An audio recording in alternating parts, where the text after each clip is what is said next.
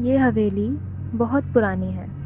निदा शहर से वापस आई है अपनी खाला के मरने के बाद। अम्मा बी ने सिर्फ एक बात कही, उस दरवाजे को मत खोलना, जो पांचवा है।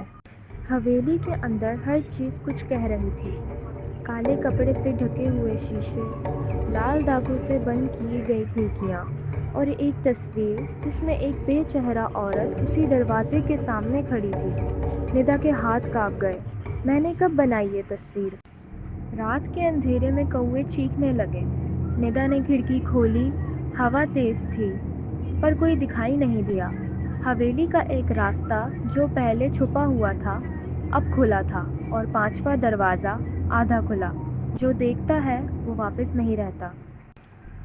ऊपर की मंजिल में पुरानी संदूकों के बीच एक खत मिला। खाला ने लिखा था, ये दरवाज़ा लकड़ी का नहीं, यादों का बना है। हर औरत ने अपना चेहरा उस शीशे में देखा और अपनी पहचान खो दी। एक कदीम आईना जो सब याद रखता है। निदा वापस उस रास्ते पर चली गई। दरवाज़ा खुद ब खुद खुला। अंदर अंधेरा था।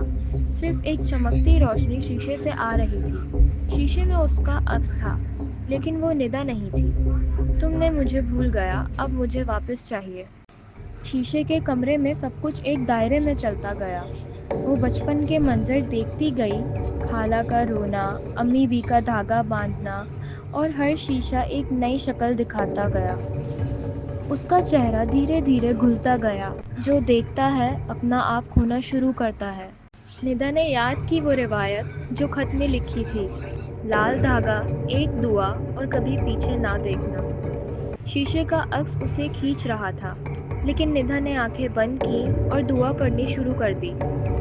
रोशनी चमक उठी और सब कुछ अंधेरा हो गया।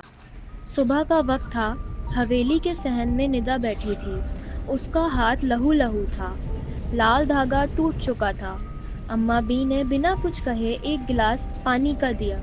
दरवाज़ा वापस सील हो चुका था, लेकिन निदा की आंखों में कुछ हमेशा के लिए बदल गया था। कुछ दरवाजे सिर्फ देखने से खुल जाते हैं और कभी बंद नहीं होते।